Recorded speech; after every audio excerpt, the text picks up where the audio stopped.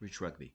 Hey guys, welcome back to the channel. Glad you're enjoying it so far. And just remember, this channel is all in the name of banter. So, no hard feelings.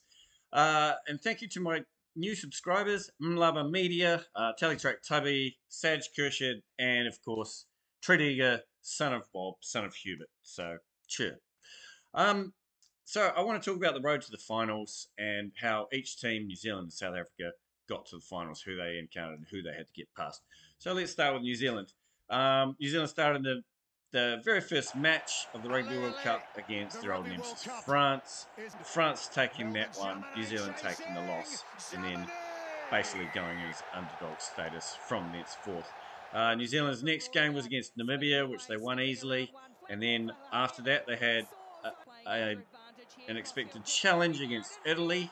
Unfortunately, Italy didn't come to the party on that match, and New Zealand won that comfortably, and then finished their last game off with Uruguay. South Africa, they started their pool. Their first match against Scotland, which they just shut Scotland out of the match, won comfortably 18-3.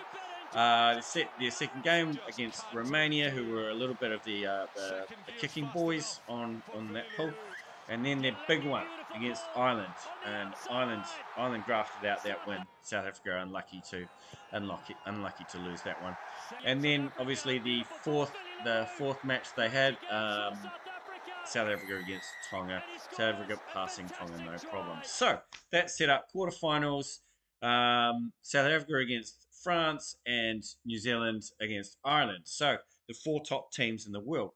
And these quarterfinals were seen as shadow semis, basically, meaning the winner of those two quarterfinals would then be expected to go on to the final. And this is exactly what's happened. So, South Africa edged out France by 1 point, and New Zealand edged out Ireland by 4 points. Shock win there. And then in the semi-finals, it was expected to be a walkover. South Africa were expected to trounce England. New Zealand were expected to trounce Argentina. So, South Africa, England came to the party on the semi-finals. Incredibly close game, pushing South Africa to the absolute limit, and South Africa somehow snatching victory from the jaws of defeat.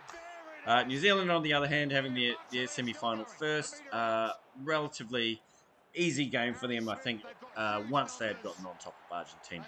So now, New Zealand versus South Africa in the final. Who's it going to be? I will tell you in my next video.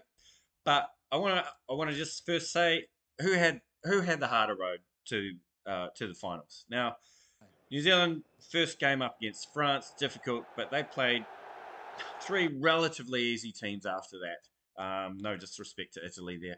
South Africa, on the other hand, we're in a pool of three Tier 1 teams in Ireland, South Africa, and Scotland.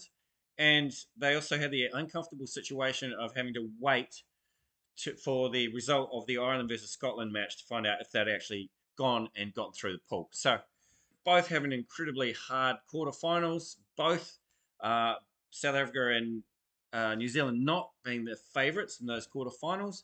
They both had it hard. And then South Africa had an extremely hard semi-final. So I think South Africa's road to the final has definitely been harder than New Zealand's. I mean, New Zealand did topple the #1 world in the team in Ireland, but South Africa have had just a really, really hard graft in order to get to the final. So I want to know what your opinion is. Obviously, who had the harder road, and who's displayed more heart and courage between New Zealand and South Africa. What do you think? Put your comments below, and I'll see you in the next video. Sure. LTS, like, comment, subscribe.